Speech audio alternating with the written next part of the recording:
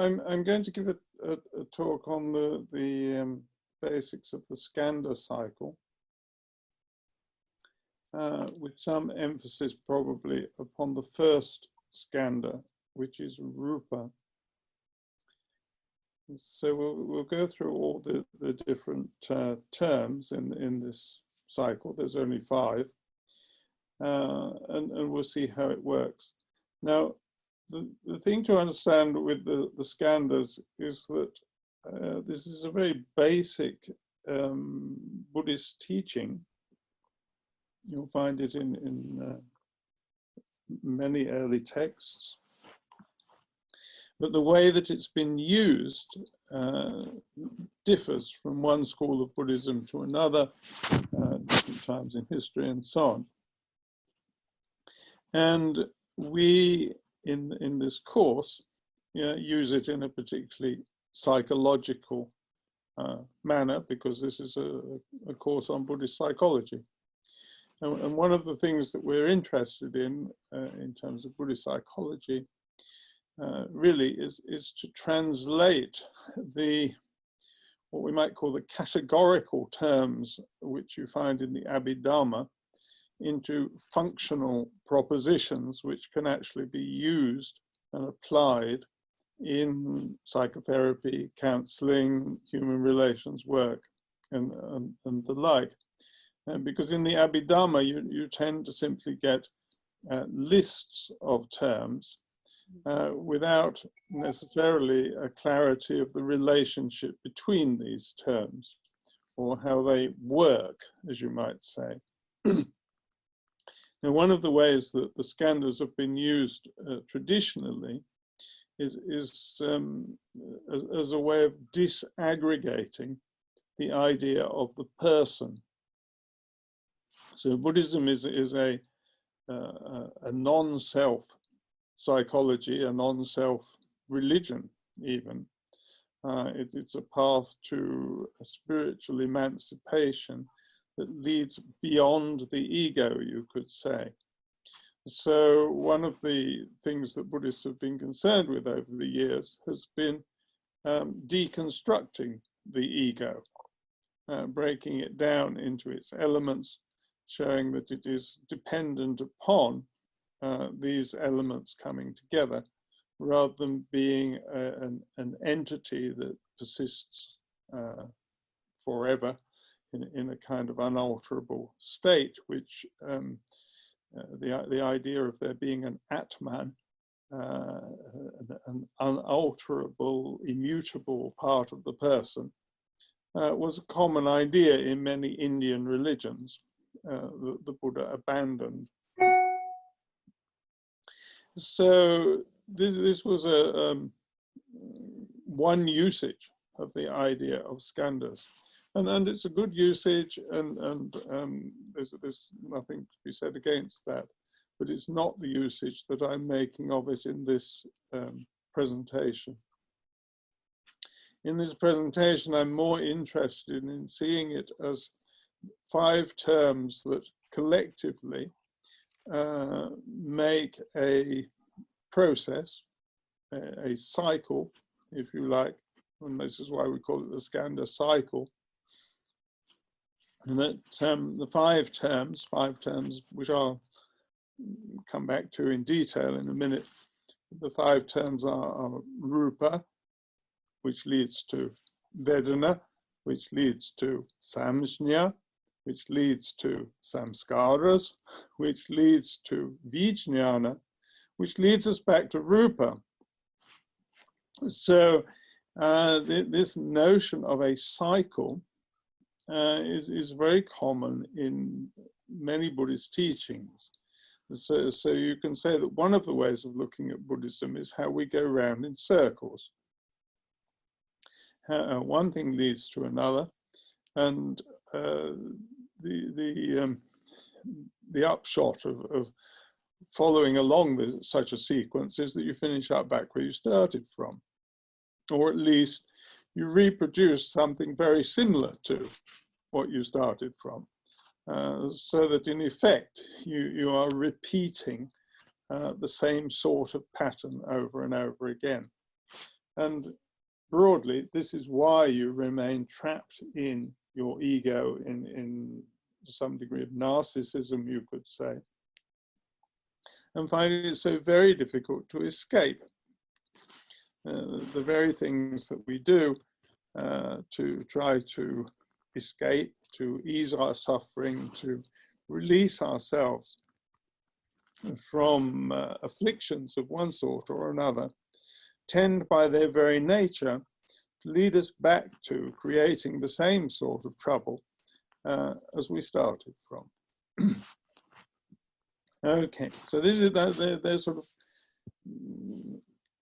precursory comments that give you a general sort of sense of what we're talking about, a psychological cycle which can be broken down into a number of stages, but which completes itself over and over again, on large scale, in small scales, in many different ways, in everyday life, in spiritual practice, and so on.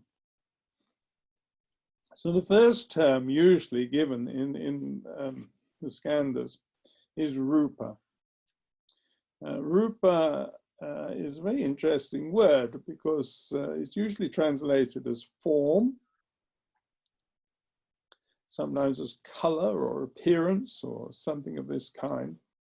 When it's translated into Chinese or Japanese, the term used often means color.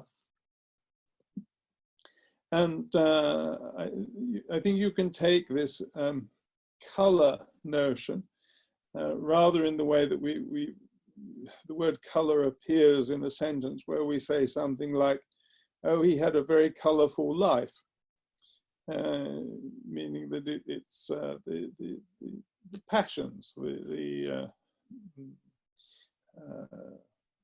things that stir up excitement, if you like, in life. But anyway, the one general comment that's worth making is that there's been a tendency in translating all of these terms to translate them by what you might call general or generic psychological terminology, which has a rather sort of neutral flavor to it. So appearance or form has no particular weighting to it. Now, there's a problem with this kind of translation, and because it's quite clear from quite a number of texts that the Buddha talks of the skandhas as something that it'd be a good idea to get rid of. So if you translate these terms as things that are everywhere, that everybody has, that inevitably are part of existence and life, then if you get rid of them, there's nothing left.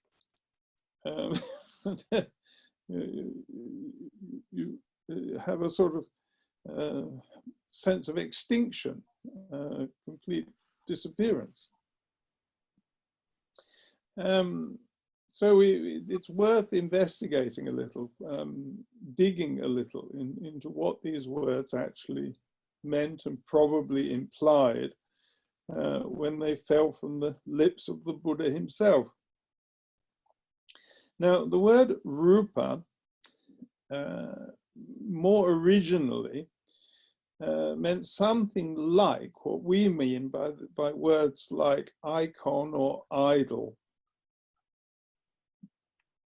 So, and there is a usage of this which continues in that if you go to any Buddhist temple, there in the centerpiece is what is called the Buddha Rupa. And the Buddha Rupa in this sense is the figure on the altar. This is the figure that you revere. This is the figure that you worship. It's usually a statue. But it could be various other things. It might be a scroll, it might be a mirror, but it's put there to represent the spiritual core, spiritual focus for ritualistic and other purposes. So rupa had this original meaning, that it was an icon. And in some other religions, they use icons. When I was young and lived in Cyprus, where we had the Greek Orthodox Church, churches were full of these paintings of saints and so on. And the ritual essentially centered around these holy pictures, if you like. So in this sense, rupa is not just any old form. It's certain particular forms. And it's forms that have a particular power. So that the figure on the altar is something to which you give special attention, you give reverence, everything revolves around it, you see. By extension, more generally, therefore, rupa means precisely that, means the things that everything revolves around. So we talk about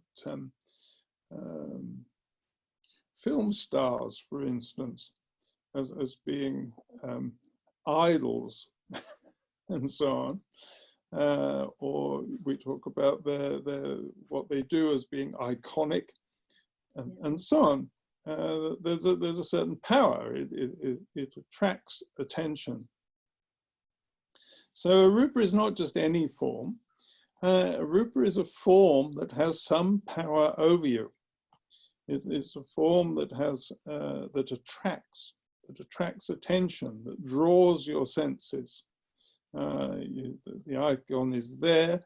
Your eyes turn towards it, or if it's a sound, your ears pick it up, and so on. And not just as any old sound or any old picture, but something that has a special pull, a special draw, a special power, you see. So the idea here is that our lives are substantially conditioned by these rupas.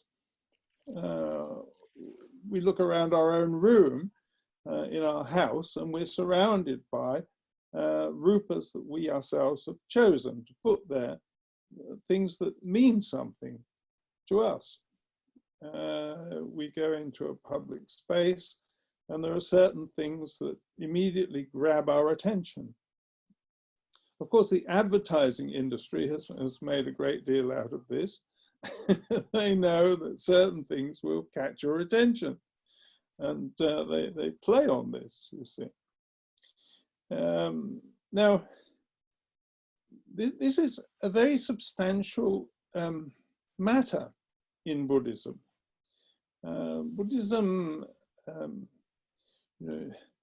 Muslims, for instance, will criticize Buddhists for the fact that they have so many graven images, and that they do represent the holy, the sacred, the divine, the transcendent, and so on, with concrete form.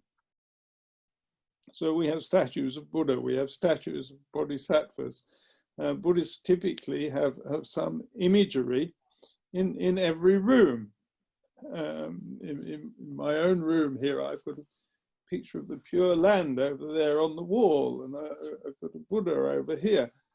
This is very typical of Buddhists, you see.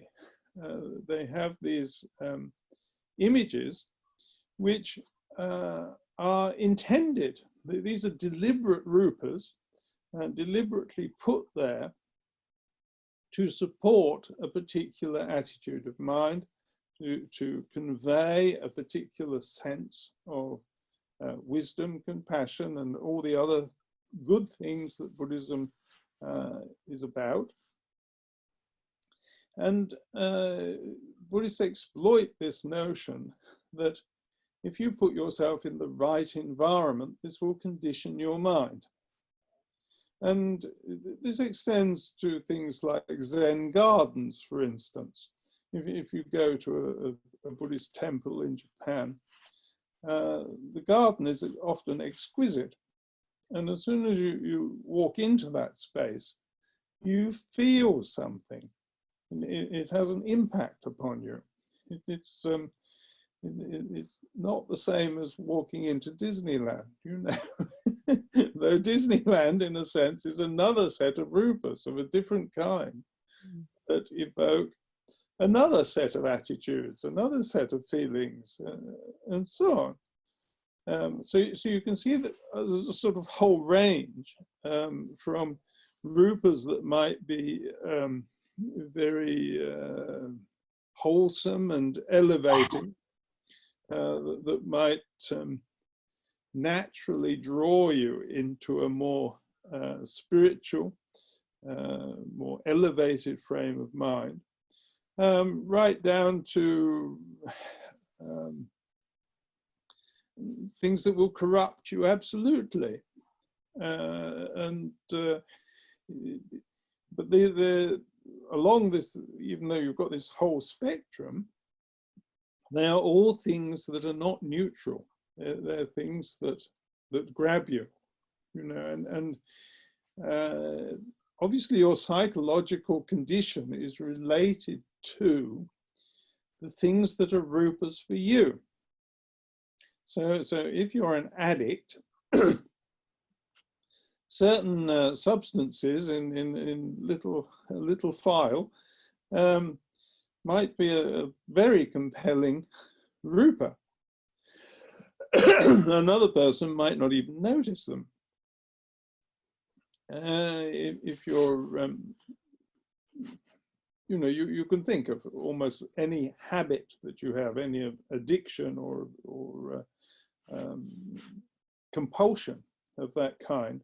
There's usually some object, some item, some form, some that will capture attention and will, in a way, you could say, symbolize or operationalize that habit. And this rupa will act as a trigger. And this is how the Skandha cycle starts. So rupas trigger something. And this triggering effect is what we call, is the second skandha. It's called Vedana. Now, Vedana, Veda means knowledge. You probably know that some of the sacred books of the Hindus are called Veda. The Vedas are some of the classic holy books of India. They are the knowledge. So Vedana means knowingness. So what this is, often this is translated as feeling, which I think is a quite inadequate sort of translation. But there is an element of feeling in it, because as soon as you encounter a rupa, you have a feeling of some sort. This is true. But the key thing here is really about recognition. But we're not talking about recognition at a cognitive level, particularly. It is not that your mind registers a word that goes with that rupa. It may do, but in a way that comes after. What we're talking about is the sort of first flash of recognition, which the rupa may be, let's take something trivial. The rupa may be the smell of coffee, you know. This is one that most people can relate to. The smell of coffee. If you're a smoker, it could be the smell of a cigar or something like that. And so on. You know, there'll be an immediate visceral reaction to the appearance of the rupa. And this really happens before you've thought about it. And this reaction can be positive or negative. So it can be attraction or it can be repulsion. Yes, some rupas repel you. You feel a repugnance when you see that rupa. For a racist, the sight of people of whatever race it is that they're prejudiced against will generate that kind of revulsion feeling, you see. And then it will come immediately, before there's been any cognitive activity.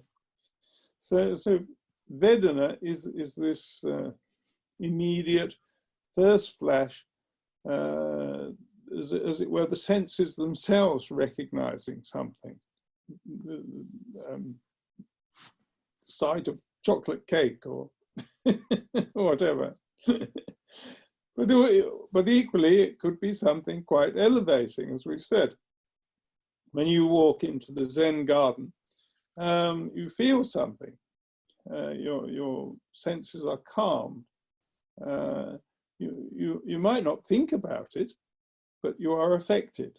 And a very interesting example of this is the fact that in quite a number of European cities, there are more Buddha statues than Buddhists. If you go to somewhere like Amsterdam, you see lots of Buddha statues.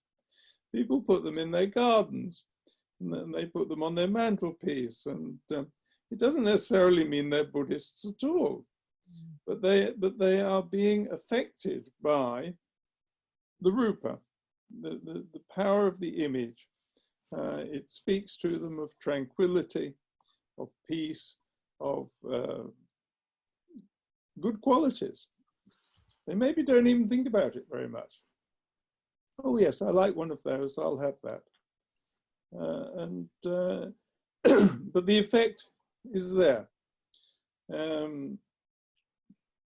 So Buddhism has made a lot of use of this kind of imagery and form as a way of propagating the Dhamma, the Buddhist religion, in this way. So I hope you're getting the idea that there is a sort of, these terms can be used positively, negatively. There's a range, but they're not just general terms that cover anything. When you go into a room, there are many things in that room. The great majority of them you have no response to at all. You probably don't even notice them. If you then walked out of the room and somebody said, what was there in that room? Most of the things you wouldn't remember. But there would be some things that would stand out, some things that would be rupas for you. And they would be the things that you would have some reaction to. So we could say Vedana, if you like, is reaction. It's a kind of knowingness that in a way is below the cognitive level. So there's a rupa, it acts as a trigger, it triggers this Vedana reaction. What happens then? Well, what happens then is that you are triggered into, what does it trigger? You are triggered into what is in effect some degree of trance or routine or programming, you could say. We have all of us have a great repertoire of routines that we've learned.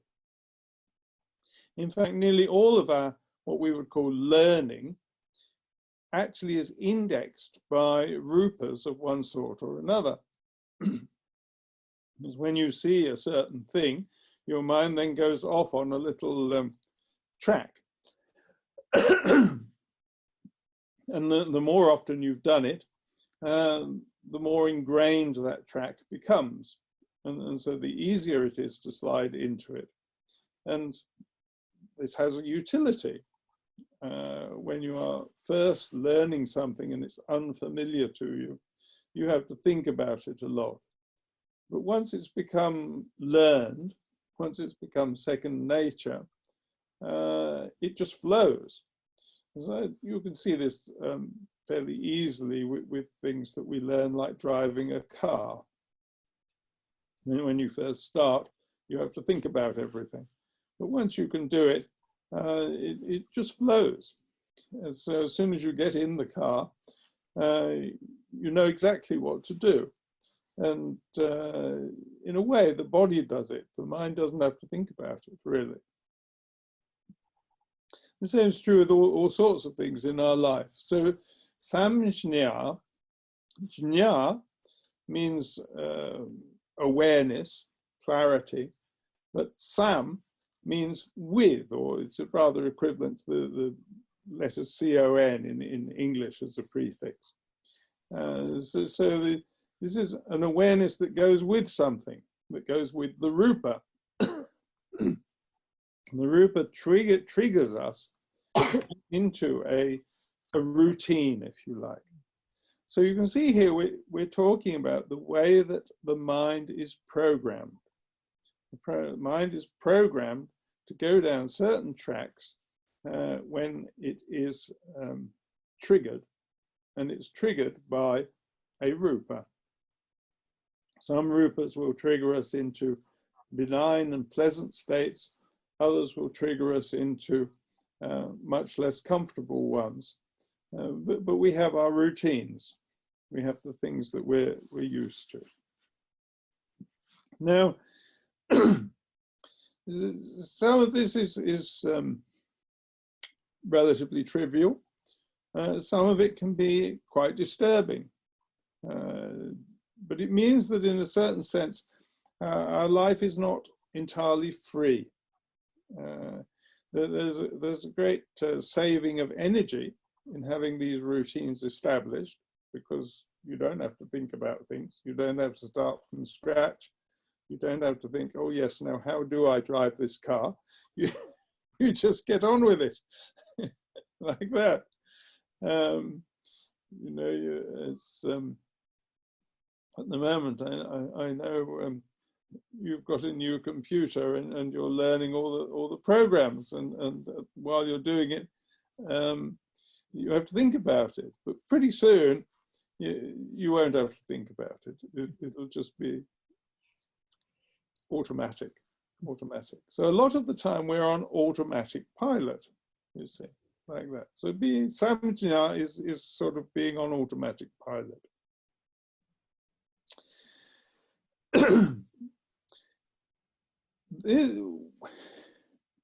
Say something happens in your life. You know,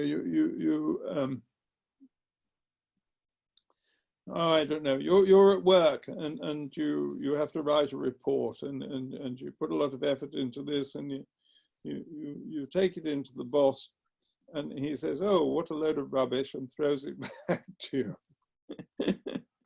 Now, when this sort of thing happens, you go into a samjñā routine of some sort. It'll be different for different people. One person will become terribly self-pitying, and another person will become very angry, and a third person will very much sort of take it to heart and think, oh dear, that means I'm not very good at this job, and or whatever. But each of us will have a rather characteristic way of doing it, which is our samjñā. Each person has a routine for that kind of situation. They haven't been in exactly that situation before, but they've been in other ones that are parallel. And so when the rupa comes along, when the stimulus comes along, they're triggered into this routine. What happens after that? Well, that night, probably, they lay awake for quite a lot of time, going over this in 100 different ways, and perhaps thinking what a terrible person that boss is, or thinking about their own life and how they've made a mess of everything, and nothing in their life has ever been right, and this would happen to me. And or whatever, but they build up a big story around it. Yeah? So there's an elaboration. So when the samkhya is powerful, it's followed by an elaboration. This is samskara. This is the next skandha. So the next skandha is samskara. Again, we have the word begins with sam. It's something that happens with something. The kara part is to do with making, creating, generating. So here we're talking about elaborating something that already exists, because we had the samkhya phase, but now it elaborates. We're perhaps awake half the night thinking about it, and then even when we fall asleep, we're probably dreaming about it. So this isn't necessarily conscious, it might be unconscious, but still the mind is elaborating and building stories, building structures, trying to get on top of what has happened.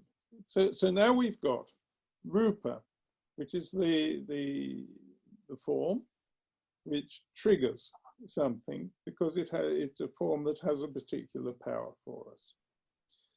This leads to vedana, which is the immediate reaction we have. A lot of it visceral. This leads us into some sort of programmed response, whatever our style is, whatever is normal for us in that type of situation, which, as I say, might range from self-assertion to self-pity or whatever, but it's a routine that we have. And then that may elaborate, and this is samskara. D.T. Suzuki translates the word samskara as confection. The sort of everyday use of the term confection, of course, means sweets, but chocolates and so on. But the word basically means something that's put together. We try to put all the bits together. We try to make, when our life has been upset in some way, we try and restore some cohesiveness to the whole picture. And partly what we're doing is we're trying to prepare ourselves in a way for similar situations that might happen in the future. We want forearmed is forewarned, you know, forewarned is forearmed. It's like we want to get ourselves into the state where if something like this comes along again, we'll be able to handle it. So samskara, this is the function that samskara plays, but it means that we're generating what is sometimes called internal formations, stories about ourselves, about the world, about the nature of things that we store away in our brain.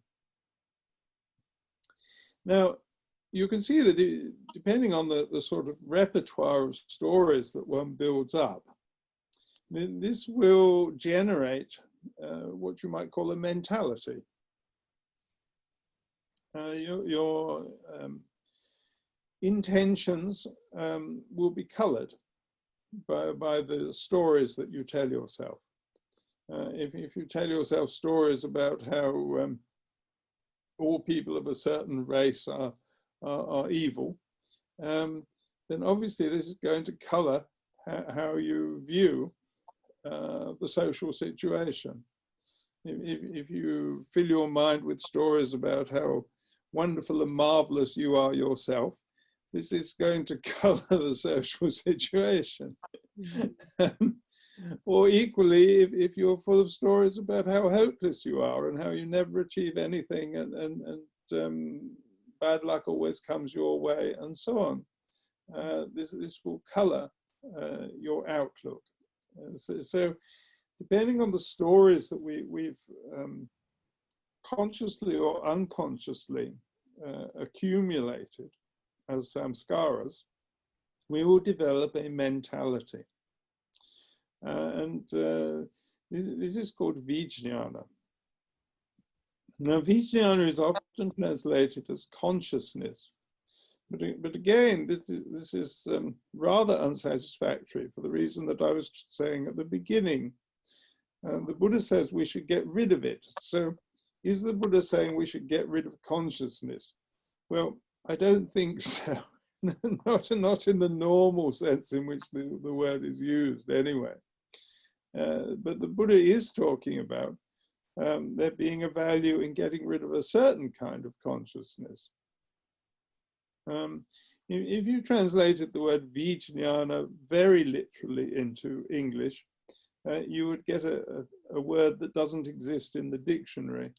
It really would come out as disconsciousness. So what we're talking about really is you might say faulty consciousness. And but I think the word mentality does quite well. According to the stock of stories that we've got, the stock of internal formations, this will give rise to a certain mentality. Now, the one way of thinking about mentality is that it has a lot to do with intention. The stories that we have will lead us to have certain intentions. We will structure our life, the projects of our life, the work, and so on, in certain ways. So these are intentions. The work, the job that we choose, the partner we choose in life, the sort of house we want to live in, and so on. Well, all of this will come out of our intentions. And these will be based upon how we see the world, what we think makes a good job, a good person, a good partner, and so on. Now, so intention is an important part of Vijnana. But one of the consequences of intention is attention. Depending on what your intention is, this will determine what you go around looking for.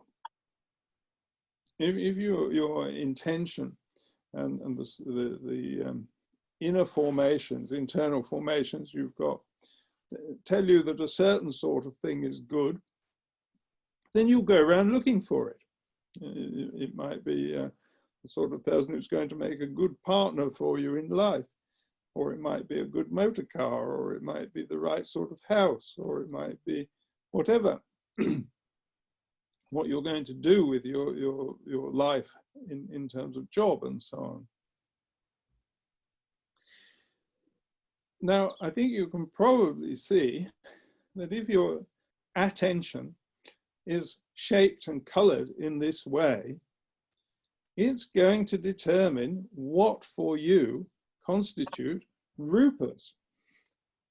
And in this way, we finish up back where we started from. The rupas trigger the Vedana triggers the samjñā triggers the samskaras build up and create a Vijnana, which determines what we're going to see as rupas in the future. So we tend to go round and round this same circle. And this is why in some forms of Buddhism, they say it's a very important, very good thing to be careful about the diet that you feed your mind with. If you put plenty of good rupas into your mind, then it's going to feed all the way around the system and come out as good intentions and good applications and good actions, you see. Whereas if you feed your mind with lots of unwholesome or corrupt rupas, it's going to have a rather more destructive or degenerative kind of effect. So this is why in Buddhism we put so much emphasis upon surrounding ourselves with good rupas.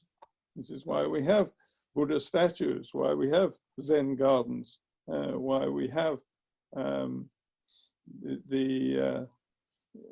why we make the effort to create what you might call a sort of mini Pure Land around us.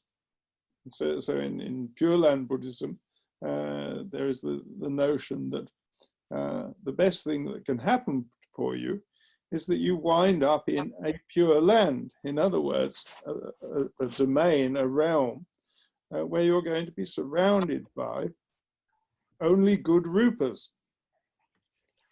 And within this world, in this life, where we're perhaps surrounded by all sorts of rupas, some of them good, some bad, we do have a certain amount of choice over what we put before our senses, as it were. We can make some choice. But the problem here, of course, is that the thing is a cycle. So although you can make some deliberate effort to surround yourself with good things, and that's certainly a good thing to do, if you've got a well-established tendency towards some of the more unwholesome things, they will tend to keep replicating themselves, and you will keep tending to go around that cycle, however much you wish it were otherwise. And this is the kind of business, of course, that psychotherapy and counseling and so on are very much concerned with. This is how we can help people to get off this cycle, ideally, but even if we can't get them off the cycle, which we probably can't, we maybe can improve the cycle somewhat. Mm. Also, when you, I won't go into it in this lecture, but the fact that in the cycle there are these different points, so that you've got like the 5 different skandhas. When you look at the different sorts of psychotherapy that there are, the different kinds of therapy that there are in the West, for instance, it's rather the case that different therapies, as it were, try and attack the circle, the cycle, at different points. And so some of them try to change the rupas, some of them try and change the reactions, some of them try and analyze or deconstruct the stories that are being formed, some of them look at the mentality, and so on. Different forms of therapy can be, in a sense, indexed using the Skandha model. And this means that Buddhist psychology does, to some extent, give you a map or a useful diagram, at least, which can give you it says a sort of way of navigating your way about in the different therapies that exist. This is quite useful. There's a tendency in the West to think that these different therapeutic schools, humanistic and behavioral and analytical and so on, are alternatives that are sort of mutually exclusive. But from a Buddhist point of view, not at all the case. They each are addressing simply a different point on the same cycle, so that you might find one more useful at one time, another one more useful at another time, and so on. So I hope this gives you some sort of sense of the 5 skandhas. I'll recap slightly. We started off with rupa, which is the sort of iconic, powerful object that holds your attention or grabs your attention, that sort of controls you in a way. Our lives are very substantially controlled by rupas. And when somebody comes for counseling or comes for psychotherapy and they start telling their story, one of the first things that a therapist needs to notice is the important rupas that get mentioned. These are often significant other people in that person's life. And then from rupa, there comes vedana and samjna, which are the reaction and the kind of programming that the person has in response to that rupa. And again, you'll see this when the client is telling his story and he mentions his brother, say, you will see a visceral reaction as he brings that rupa to mind. The image of his brother appears before his mind's eye, and this has a immediate impact upon him, physiological as well as psychological. And you can actually witness it, you can see it when the person is telling their story. Out of this kind of routine response that a person has to the rupas that are habitually part of their life, rupa triggers vedana, triggers samjna. This leads to the development of samskaras. It leads to the stories that people tell to themselves about themselves and about the world and so on. And this is their frame of reference, we sometimes call it in psychological language. It builds a frame of reference.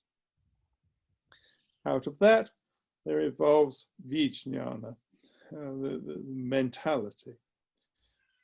Sometimes this is the most difficult bit to get at psychologically. But since it is fed by the other earlier skandhas, often the way to get at it is through them. But the vijnana will itself determine what the person then sees as rupas. And so we go round and round this cycle. So there we have it, 5 steps. And I hope it's clarified it a little for you.